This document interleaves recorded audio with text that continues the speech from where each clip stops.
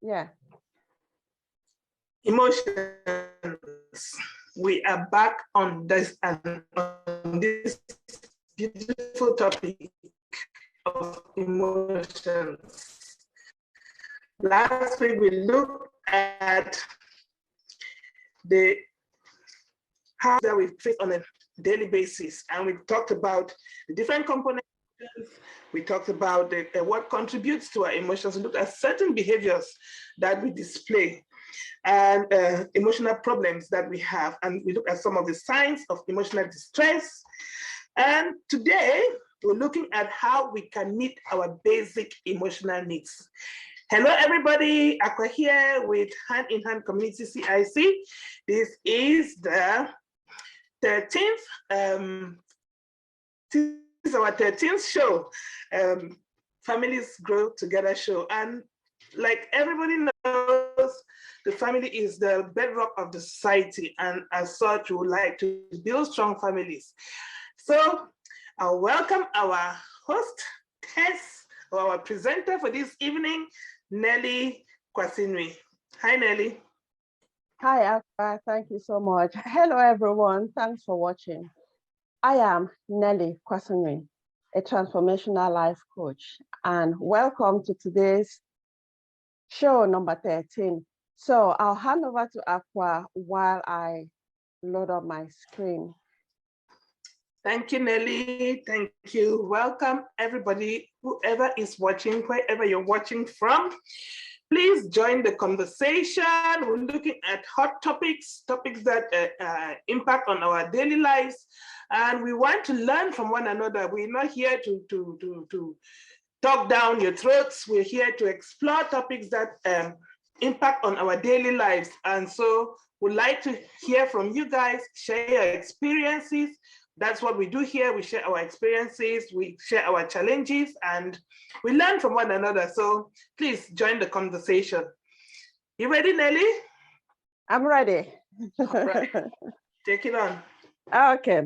So please grab yourself your journal or piece of paper and a pen so you can take down some useful notes. And don't forget to put your comments. So we will talk about it, or questions, whatever you have to share with us. So if you are ready, let's go on. Today's topic, as Aqua has said, is meeting your basic emotional needs. The agenda for today is what is emotional need, identifying emotional needs, the signs of unmet needs, and the tips to meet your emotional needs.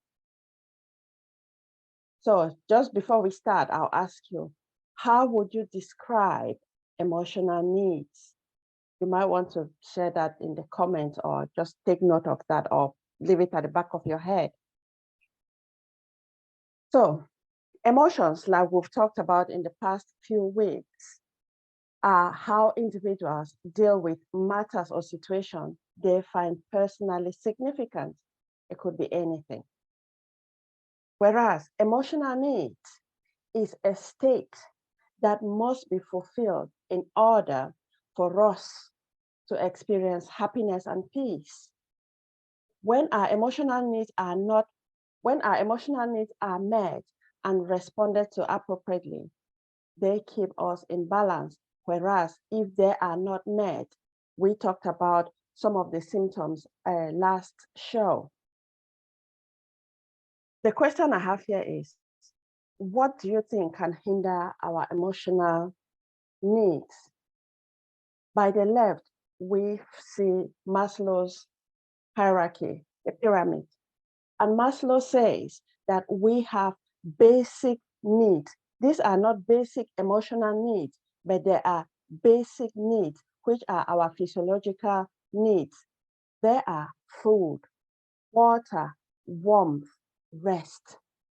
So if someone is hungry, there's a saying in my country that a hungry man is an angry man.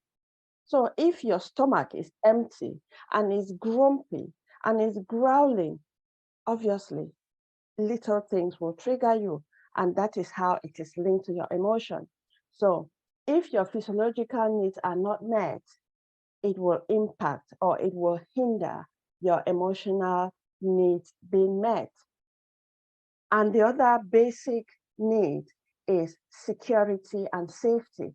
These two are directly linked to our emotional needs because something might happen. Let me say you are in a country. I will go back to our country, Cameroon. Like there are some parts where the English part, to be precise, where there is a lot of unrest. You are not sure what will happen the next minute. So like that, because you don't feel safe, you don't feel secure, it leaves you in that state of worry. And in a way, it impacts on your emotional well-being. My screen is shaking. What is going on? I don't know. Okay, so if you don't feel safe, it will have a direct impact on your emotional well-being and probably on your mental health as well. So I will just talk only on these basic needs that if they are not met, it might hinder one's emotional needs. So what are your emotional needs if you can identify them? So the starting one here is security. I said not too long ago. So security is the feeling. I don't know what's wrong with my screen. So security is the need, the emotional need to feel safe and secure. If you don't feel safe and secure, it will leave you feeling very disturbed. And that need has to be fulfilled for you to enjoy happiness, peace of mind. I'll just touch on this point very, very briefly. The next is attention. Attention is an emotional need, the giving and getting of attention. Just find out if in your environment, do you give a lot of attention or do you take a lot of attention? Is it one-sided? Because if it's one-sided, either you or some other person's emotional need for attention is not met, and that will be problematic. You have control. There are things that are within one's control and other things that are out of one's control. The things that are within one's control are their words, their choice of words, how they react, how they respond, their action, their ideas, whether they want to progress or just want to remain the same. Those are what people can control, what they think, what they say. However, there are other things that are out of people's control, like other people's perceptions about us, about a person, how the mistakes other people make, and so many other things. But people get trapped in this emotional need for control in the sense that people like to control most or every situation, even when it is out of their control. And that way, people really, really struggle because, for instance, change. You cannot, no one can make someone to change if they are not ready or willing to make that change. So you can help someone to be aware of certain things, say their behaviors, so it can help them change, but no one can make anyone to change. So the next emotional need is meaning and purpose. This emotional need is when you know that you have a set of beliefs to live by. What is your meaning? What is your purpose for being here on earth? If you know, it helps you to give you a direction on what to do. But then if you don't identify the purpose for you being on earth, it would leave you very confused because you will not know where to go to. You will not have a direction. You will not have a sense of focus. So this need of meaning and purpose is very important. So it directs you on what to focus in life, because you might get so busy, but yet doing nothing, because you do many things. You might become like a jack of all trade and master of none. Whereas if you know your meaning and purpose, you go directly to what you need to do, where you get more satisfaction. Then we have privacy. People have the emotional need to keep their things very private. Now with social media, I feel, this is a personal opinion, that people struggle what they keep in private and what they put in public. I remember when I was growing up, we used to have like a diary where it was a secret book. You write your stuff in there. Even sometimes writing letters were in that secret book. But now, social media, people just put their whole thing on social media. I'm just saying this so people become aware of the things they put on social media, because when you put things on social media, you don't know and you will never know who sees it or not, because it's there in the public and anyone can have access to it. Because when you put certain information, people can take your information, frame it in a different way, and use it against you, which is very damaging. So if you feel that you need or you lack that emotional need of privacy, then you need to do something about it to keep your stuff private. Then the next is community. Community is having that sense of belonging. In your community, what role do you play? What responsibility do you play? That is an emotional need that when you are connected to your community, you feel that sense of belonging. And if that need is not met, the need of connection, you will just feel really isolated, because you feel like in the community you have no one, you are just alone. And then the next one is intimacy. So for intimacy, people get into intimate relationships. My screen is going again. I don't know what. I'm sure it's my net, it's my connection. I don't know. Probably your connection. Okay, so we have intimacy. There are romantic relationships, there are platonic relationships, whatever. Again, people use social media to settle our scores, which I think to a greater extent create more problem than solving problems, because if you go on social media to solve your problem, intimacy problem, people give you their own experiences, and probably the extent of your problem was not as bad as what you got out of social media. So again, if you have that need, there are ways that you can use to sort that out to meet those emotional needs. Then you have the status.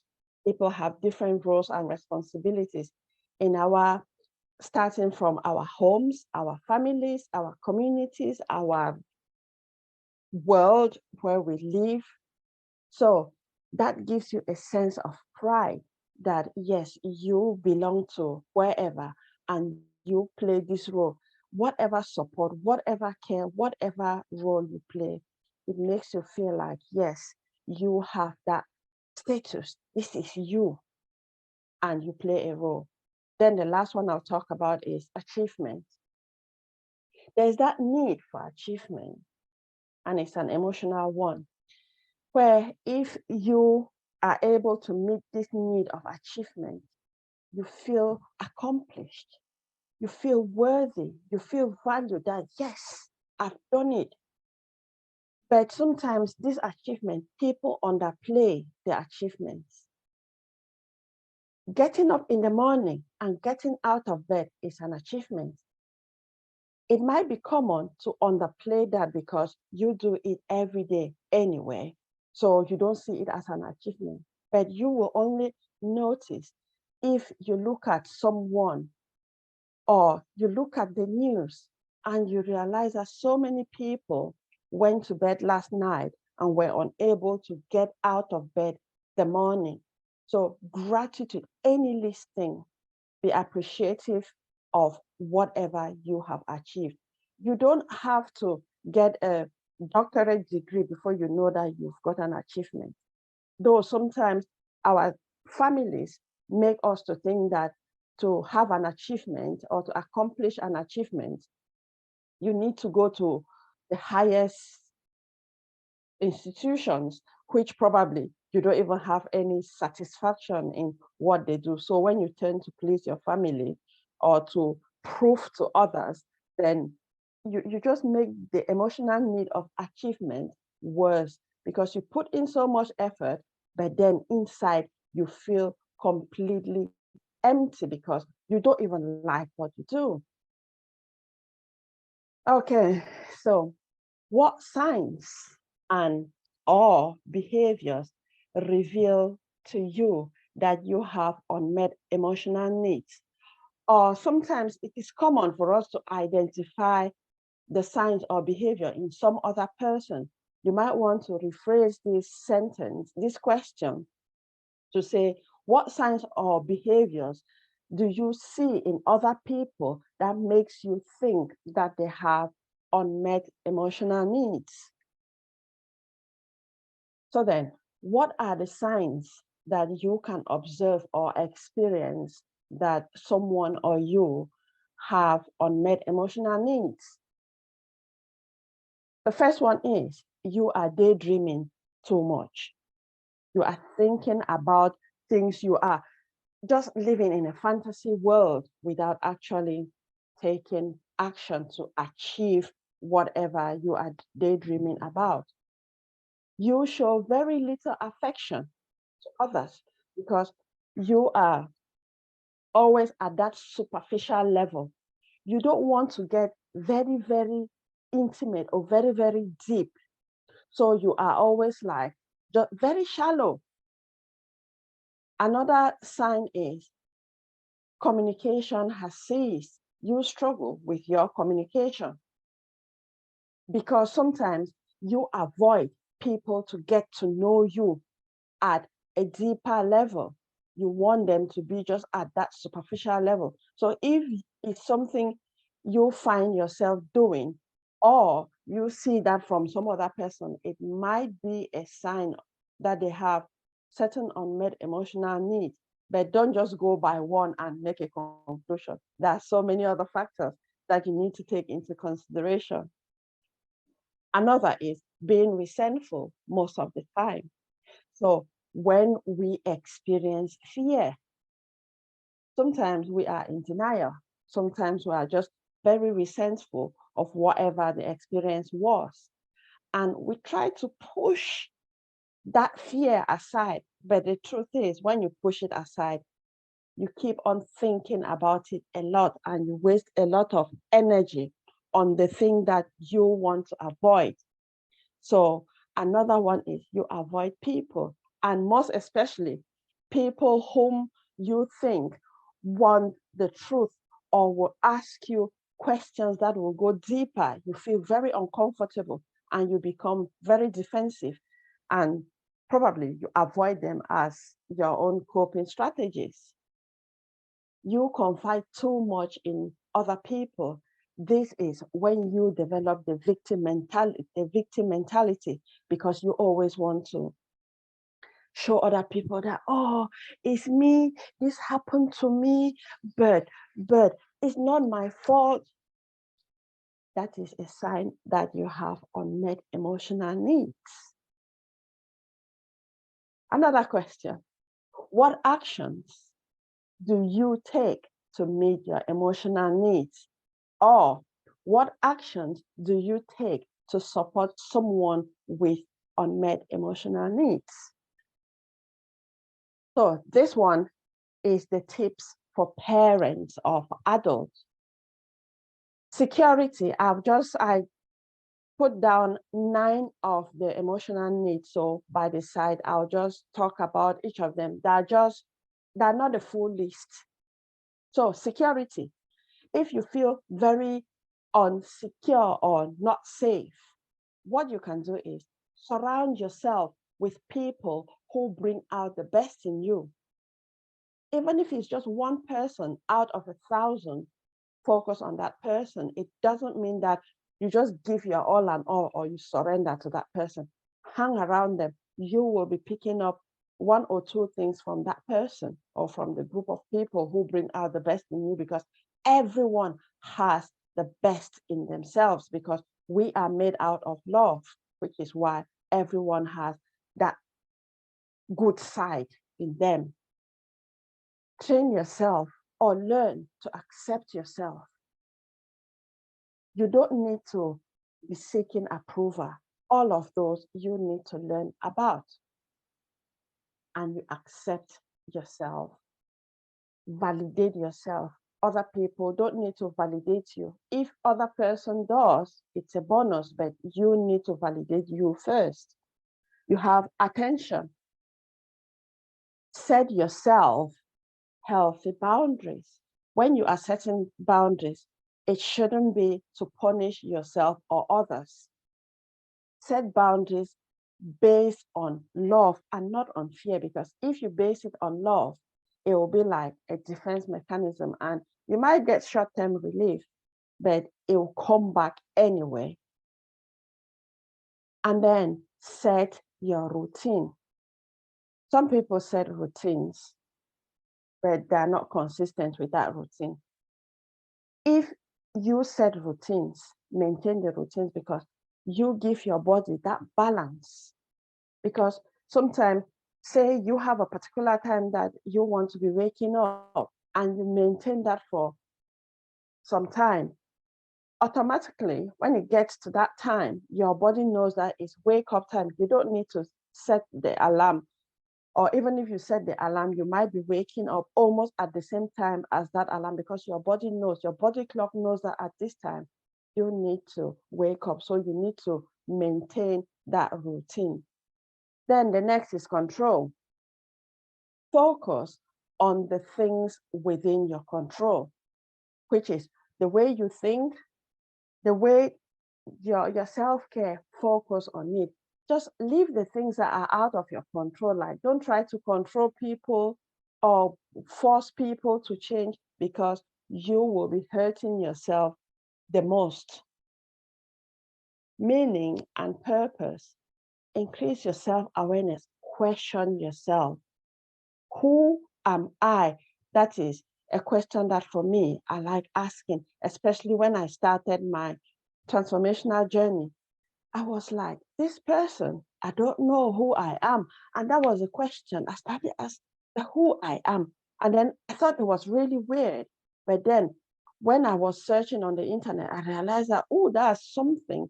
And it really helped me to become more self-aware. Engage in personal development and keep learning. The truth is, people look at personal development as if it's for certain kinds of people and not them. But the truth is, for you to be more self-aware, you need to learn about yourself.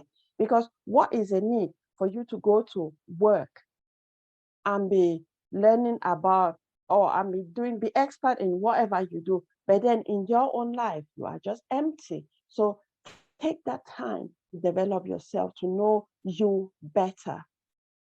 The next is privacy. You need self-care. Spend time alone to rest, relax, calm down. Because at the end of the day, you have done so much. Your mind has taken in a lot of information. So you need that time to relax and calm down, so you fall asleep in a relaxed state of mind. Be self-disciplined. Share minimal information on social media or even to people, because they might use your information against you, which will make you really upset. And then community, do things of charity, to make contributions to your community. For instance, you might help grandma at the corner of the street to do their shopping, or even to take their shopping indoors. You can visit people who are lonely, who do not have family members. You might volunteer, you might join or organize group activities, anything that will make a contribution into your community. Then status, maintain your dignity, humility, humor, and be assertive and respectful. Do not misuse your position of power, because that is something that I find very common. People use their position of power to abuse those who are less privileged. That one, you are just covering up because you have some unmet emotional needs and you focus on power, which serves you just for a bit. But there's always that time. I always say the wee hours of the morning where you are all by your own. And that is when you face your real self, because you can't keep on escaping from yourself all the time. And then the last tip for adults is on achievement is recall your emotions. Recall your achievements rather, and praise yourself for every effort you put in. Sometimes we say that achievements are very, very small. It's because we decide to make them look small. That is the meaning we've given behind that, oh, it's small. Everyone can do that. Everyone does it anyway. So why do I have to praise myself? No, you put in the effort because it didn't just happen. You did something for it to happen. So you need to take the praise and then practice gratitude. Then parents or adults can help their children to meet their emotional needs. Parents, accept your children or your child unconditionally. Don't accept your child because of what they do, because then it will lead to things like perfectionism, because a child will want to do things to please you, the parent, and they will live very unhappy lives. Show affection to your children. I know some cultures, speaking from my experience, when growing up, like hugging, we did not know about hugging, but like my parents, they were passionate in the sense that they made me and my siblings to feel valued, because they always asked our opinion, even if they did not take our opinion to anywhere, but we felt that we had a voice. So show that affection to your children. Have effective communication. In African communities where I have experience, I'm one of them, parents just tell the children, do this, and that is it. Sometimes we realize that children do not do it, not because they are naughty, though we label them as being naughty or being heady or being stubborn. But if you go deep, you realize that the children do not even understand. But then they will be punished again for not doing what you told them to. But if you have that effective communication, they'll ask you what they don't understand. Though sometimes they ask some questions that we might consider silly questions. Why are you asking? They'll ask why and why and why. Sometimes it becomes so annoying. But yes, explain it to them. So be patient with children, because sometimes when they act out, they're not acting out at us. It's the way they are expressing their frustration because they don't understand. Create a peaceful and safe home environment. This one to me is really, really massive, because like parents, some parents have grown up in environments where there's no affection, there's no love. And then because that's the experience they had, they think that it is okay for them to show the same kind of behavior to their children. When I work with parents or adults like that, I ask, when you had that experience, How did you feel? And mostly the answer is, I didn't feel okay. It was hurtful. I said, oh, I always say, okay, if you felt hurtful at that time, and now you are using such hurtful words or the same behaviors on your children, how do you think your children will feel? And sometimes they're like, oh, I didn't think of it that way. So when they come to that realization, it really helps. So because you have lived whatever life you've lived, it doesn't mean that that is okay to take it to your children or to others, because it will bring problems within your household. Spend quality time with your children. Now, in this age and days, the whole family can be at home, but everyone is on their phone and no one is talking to anyone. Or two people in the same family can be sat on the same chair and are sending text messages to each other. How we are social beings. Create that space, create that time to spend quality time together. Like you might play like games, whatever games or board game, just make something that is common for the family, even cooking together. There's so many things that you can do together. Be emotionally available. Because again, like being in the house, but it's like you are not in the house. You can be emotionally available to your family members in a way that they can't even see you for, say, a week, but they know that you know what is going on with them because that communication line is open, whether it's by text, is by phone calls, video, whatever. But emotional availability is very, very important because it brings those ties. And imagine if your child knows that, oh, even if they make a mistake and they talk to the parents will still love them, because that's something that children are so scared of, that if I do something wrong, will my parents still love me because I am their child, or will they hate me because I made that mistake? So let's be accept our children for who they are.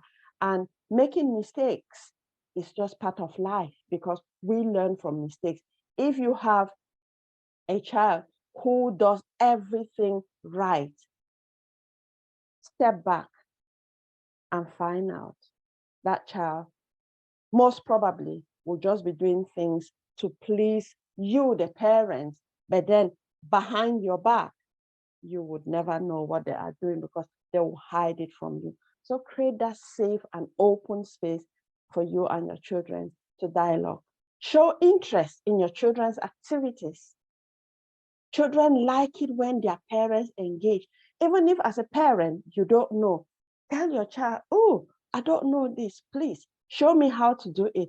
But because parents sometimes are so proud, they're like, how can I tell my child that I don't know? But it's just part of the process.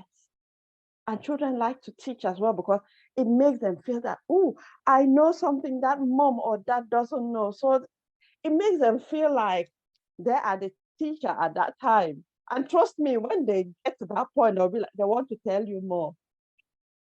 Promote independence and problem solving. Sometimes parents want to be there all the time just to solve problems for their children, just to solve problems. You don't need to be solving the problems for your children all the time. Instead, help them to develop their problem solving skills. Sometimes, if they come to you, how do you do this? Turn it to them and say, oh, how do you think you can do it? Or ask, ask them the question. So it will help them to think about it instead of coming to you all the time, because there will be a time when you will not be there. And imagine if you are not there and the child has a problem and the child has never learned to solve that problem, what will happen? So that's something for you to think about. And that's the end. So thank you so much for watching. Over to Aqua. Wow, wow, wow. Another powerful one. Thank you, Nelly. I just, excuse me. See how emotional you've gotten me? I don't even have a voice anymore because I've been enjoying it so much. I have loved every second of that. You know, looking at the different, identifying the different needs. Sometimes we take certain things for granted. We do not even realize what we actually need because we don't have words to label our needs.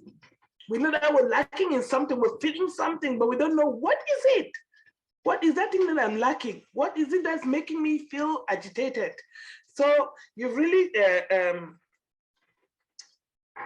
in identifying these emotional needs, you've given words to some emotions that people do not even have words for, especially like you said, where we come from. Emotions are not something that we sit and think about. I'm feeling, why am I feeling this way today?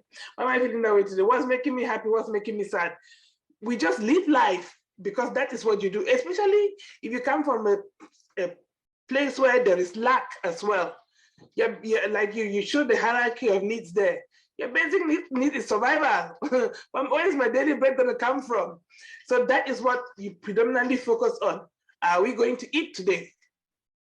The rest of the things are obviously they're not that important at that moment if you know that you're going to starve to death. So it is important that we identify these needs, and the way you've set them out is really beautiful. So the first question that we all ask is, like you asked that question, how would you describe emotional needs? How would you describe it? If you had asked me that question at the beginning, I don't know what I would have given you an answer. Maybe I would have said feeling to be loved. My emotional need is to feel love and connection. That would probably be predominantly what I would think about. And this is so beautiful because when you describe all these 9 needs, it connects with the 6 human needs that Tony Robbins usually talks about. You can easily put these into different categories. So thank you for that, Leslie. That was wonderful. I dropped my pen. Right, so let's start with some questions. Now, one question I would really like us to dwell on is this need to belong. Because we are, like you said, oh, your screen is playing up really bad. It's flickering. Right, okay.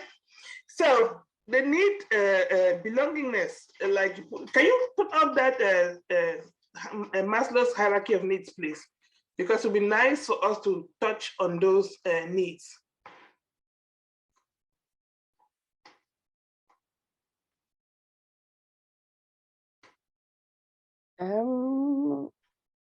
That one?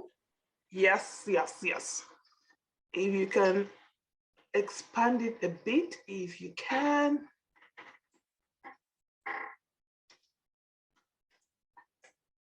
Right. Okay. Right. So we've talked about the physiological needs, like basically hunger and the needs that we need and safety. But the one I want to touch about really is belonging and need for love. Because if that need is met, most often than not, when that need to belong is met, sometimes you don't even consider the hunger, because if you know that you're loved, you're cared about, you may not even consider the hunger. Hunger is second place then. If you're loved and cared for, security, you are secure in where you are to a certain extent. Not talking about wars and all those things. Those, when it's extreme conditions like war, like you said in Cameroon, that's happening in the Northwest region, that's extreme. But what is it about belonging that is so important to the human being? What is it about belonging? Okay, thanks for that, Aqua. Though I did not talk about the psychological needs, but you went on to that because I focus only on the basic needs. But that is a very good question. Okay, we are social beings belonging to a community, to a tribe, is like one of our traits, because we don't live in isolation. So that is why we always have that need to belong to somewhere, which is why, because we have that need, we always want to be approved. We always want to be accepted. So we belong. It plays a very, very important role in our lives. So which is why people will do anything that they can do so they are accepted, so they know they belong to a group, a community, a society, a family, just that belongingness. Okay. So it's that need to connect with other people. Yeah.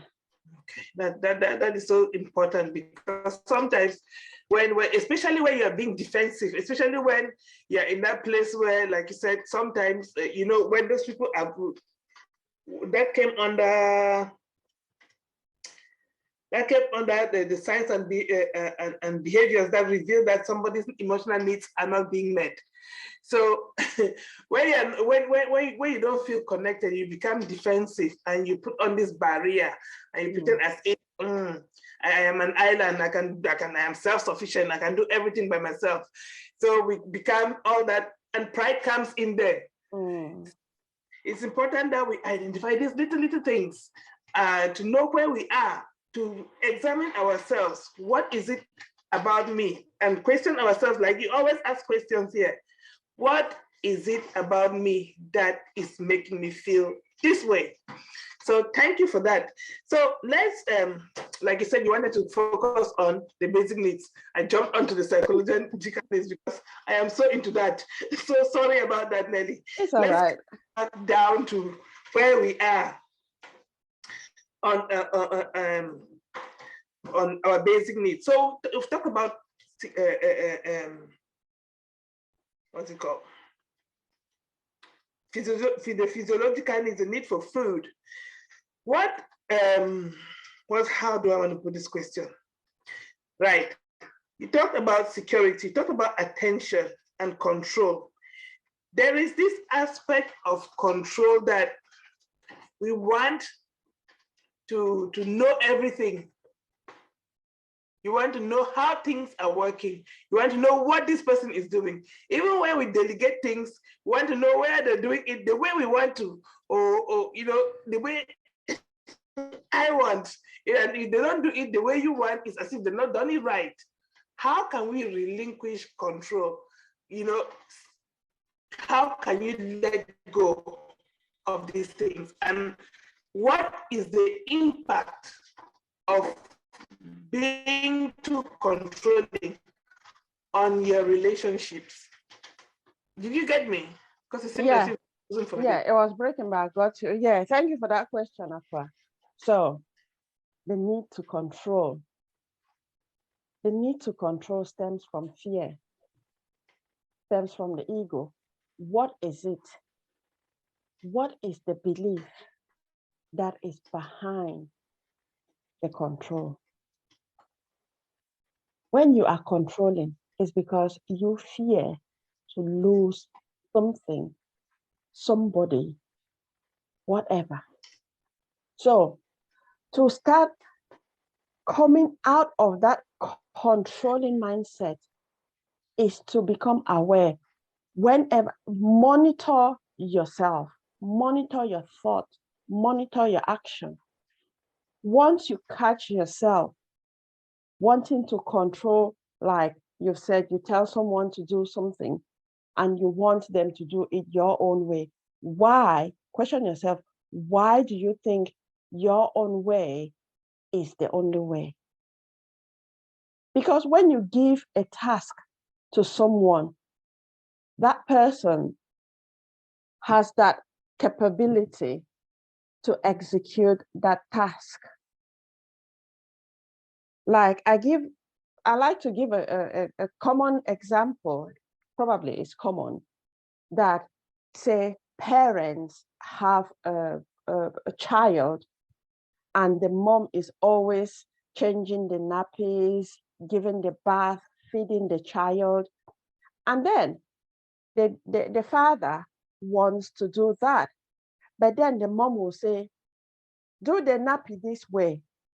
And when the father is doing it, the mother will stand there and, no, no, no, no, no, do it this way, do it that way. So then you are controlling. Why? And the impact, I'm just narrating this, so I'll link it to the impact. So the impact in this example that I've just given is that the father, because he feels shame that he cannot even care for the child or change his son or daughter's nappy, he will feel shame.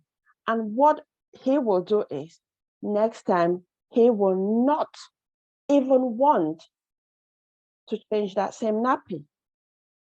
But then, if the mother still passes the same message, but leave the father to do it his own way anyway, if at the end he wraps up the child's bum, whatever way, as long as the poop doesn't come out, then he's done his job.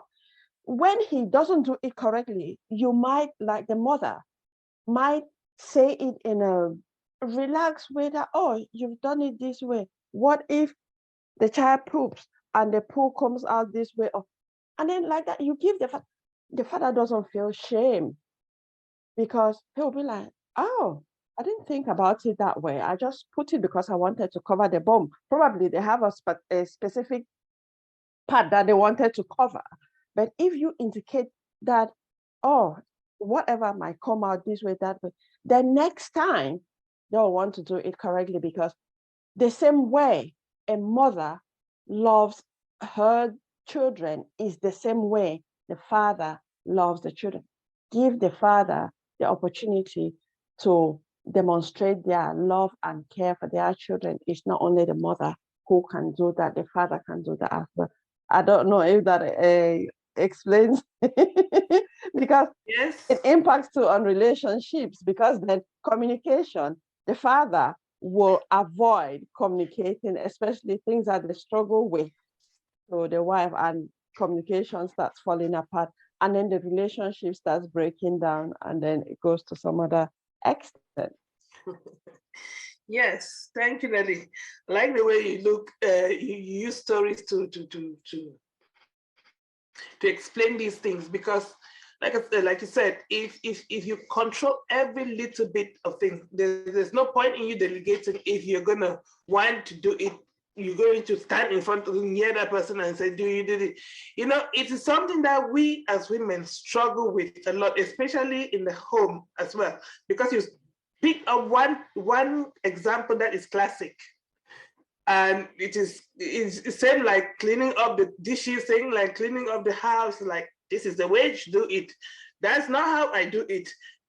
You know, so it is important that we choose what battles to fight, allow people, and when you allow somebody to do it their way, they learn faster, because they'll realize if they've made a mistake. They'll realize when they've made a mistake, and you can like, oh wow, you at least you tried. Encourage them by saying, okay, thank you for trying. You at least you accepted to do this work. So we should encourage them to help them grow in themselves as well, in the task that was given them. That is just being superficial over on these things, but because we cannot go too deep for too long. Right, so that is good. There's another need, the need for attention. That is classic, especially with children. And you do not only see this with children, you see it in adults as well. And what the lack of attention, also how it comes out in behaviors that are quote unquote unwanted, you know, undesirable behaviors. So when we look at attention, sometimes I don't even, sometimes we do not even think about it as a need. Because if you really thought about it as a need, and that is important, they will try to meet these needs. Because most often than not, we talk about attention when a child is behaving not so good. I don't want to say behaving badly, but they're not behaving in the way that we want them to behave. And then they come out with some behaviors that we're like, and then you're trying to see, you say, okay, ignore them because they're just seeking attention. But we look at it in the negative, all the time, negative. Whereas if you've been giving that child the attention that they needed, they will not seek it in an undesirable manner. So, like you said, you gave some great tips there. Let's learn to communicate with our children. Let's love them unconditionally. Let's accept them as who they are, not try to project ourselves on them or project our friends' children on them, because sometimes it's like, that child is doing really well. You should be doing well too. Why are you not doing like that child? Why you know? So let's not project things on them. Let us allow them to be individuals and support them accordingly. You want to add anything on attention? I think for that attention, you wrapped it up really well. But what I want to add is, when children don't get the attention, they do everything to get attention, whether it is good or bad attention, they will get it anyway. So, like you said, it's easy to take it in a negative way, but if you go to the source of that behavior, what is it? Probably, okay, let's say, easy one, like say a child is hungry and no one gives them food. The child has a real need and their stomach is complaining. Probably the child is weak and probably the parent will say, it's not time to eat yet, wait, and things like that. So what happened? Because that child has that need, it's not only the stomach that's complaining, it affects the whole body. And now the child starts thinking of ways to solve that problem because it's a genuine problem. Basic need. Yeah, they start thinking of how to solve that problem. It can lead to anywhere. Because sometimes the child might say, okay, I might just go and steal a bit off, just to take, not stealing, just to take a bit off. Obviously, the child is taking it because it's there and it's for their stomach. It's not for a malicious reason. It's just to help their stomach. That is an ailing stomach. And you have just reminded me of a proverb that I read.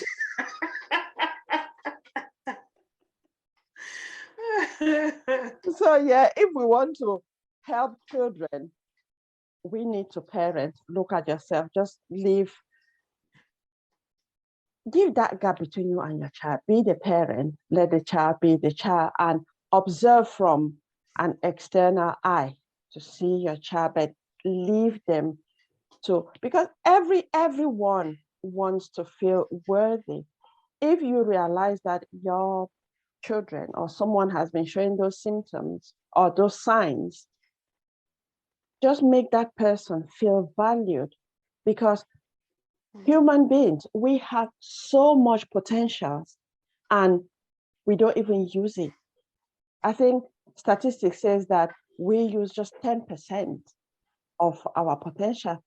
So sometimes we might look at it that, oh, it's just research, it's statistics. But if you look at it in daily life, look at it properly, you realize that when you push, encourage someone, they will do things, not your own way, because your way of thinking is different from theirs, but just encourage them. Like Bobby says, scaffolding. Just give them that touch, that nudge to go up. They will come up with so many ways of doing it. And that goes down to attention. Yeah. Thank you, Nelly. When you were talking about the child who's hungry and they go and take something that doesn't belong to them, I just remember the proverb that we read that said, if somebody steals because they're hungry, and you feel sorry for them, but if they get caught, they still have to pay for that punishment for the crime that they've committed. Yes, they may have stolen because they were hungry, and you sympathize with the fact that they were actually hungry and they wanted to eat, but it doesn't change the fact that they did something wrong. So when you just said about, I'm No, like, okay, like, but it's still a crime. yeah, like there was a study by, I think it's Kohlberg, I can't remember, on morality, Mhm. and he did a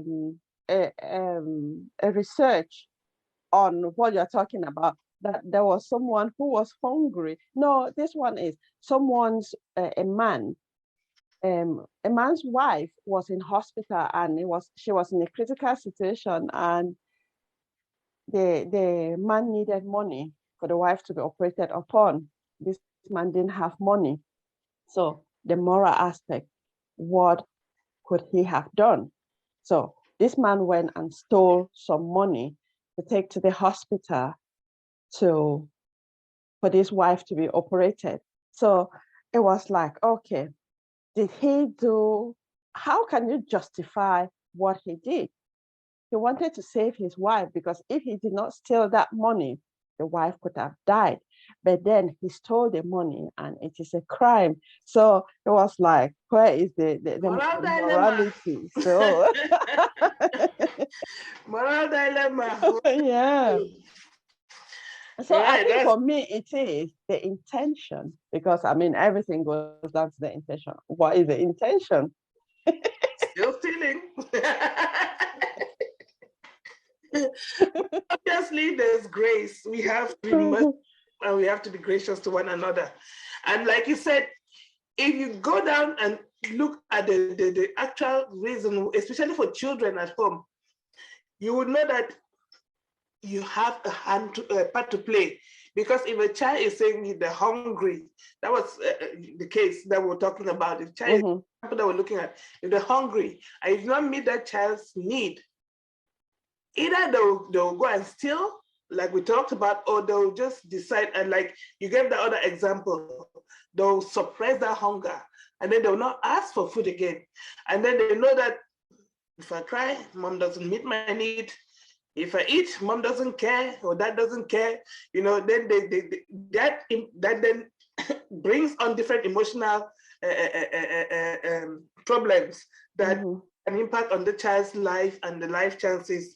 So this meeting the children, our basic needs, is very critical, because that's something that we need to learn even before we have children.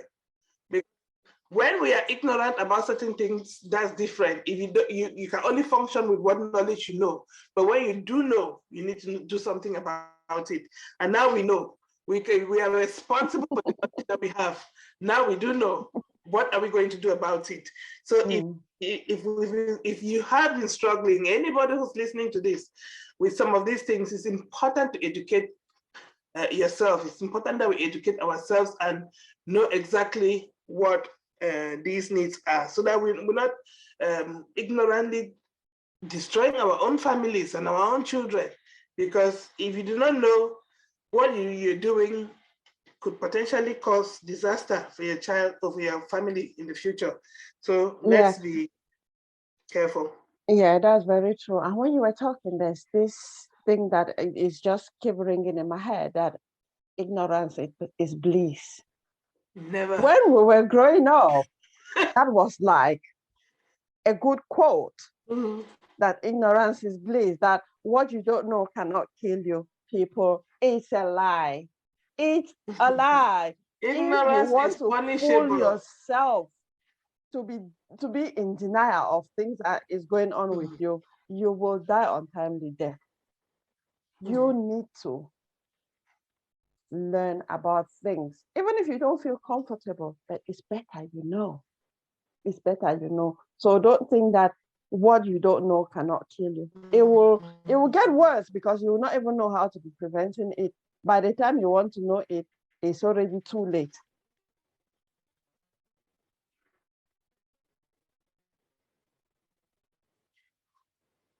So I just want to say thank you all so much Yeah, for. because ignorance. Hold on. Oh, Can you hear me? yeah, but you were frozen. Yeah, you're Uh, on now. right. So ignorance is punishable by law, because if you cannot claim ignorance before the law. the Lord doesn't care whether you're ignorant about the situation or not. So let us educate ourselves. Now, there's so many things that we can talk about here today. We've identified some of the emotional needs, and looking at the signs. A couple of things. Look before we finish. Sorry, looking at the signs of and the behaviors that reveal unmet needs. Some of these things, you may just think that a child is daydreaming because they're just one of those airy-fairy children. I do not know exactly what they're daydreaming about. So it is let's ask questions. The key to understanding these things is asking questions. Because if we do not, I'm asking quality questions, like Tony Robbins always says, if you do not ask quality questions, you don't get quality. You ask rubbish questions, you get rubbish answers. If you ask quality questions, you get quality answers. So let us know how to tease these things out. Doesn't mean that you interrogate a child. Doesn't mean that you interrogate your friend.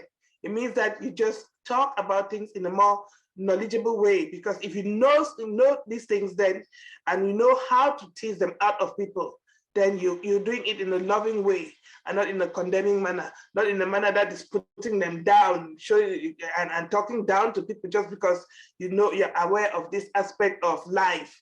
Because there are also things that you do not know that somebody else will educate you on.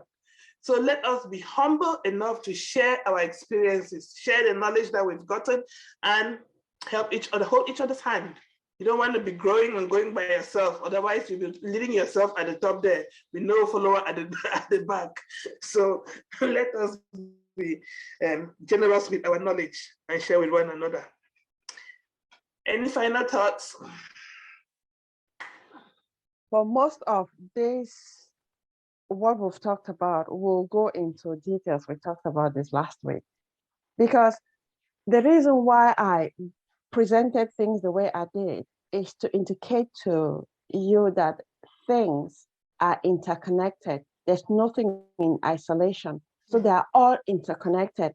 Don't one sign or one behavior and draw a conclusion. No, it doesn't work that way, because it's always like a snowball effect. From one, it goes to the next, go to the next, go to the next. And like people I work with, they come and they present. Say someone will say, oh, I'm not happy, or whatever the problem is. But then when you go down to find out the problem is never what they present. Mm-hmm. There's something far deeper. So what you think the problem is never the problem. Never really the problem. Yeah. Oh, thank you for that, Nelly. Thank you so much. We could go on and on, but I would like to share with you what's coming up next for us. We're still doing our emotional well-being workshop, and we're going to, tomorrow will be our third session, and there will be one more left.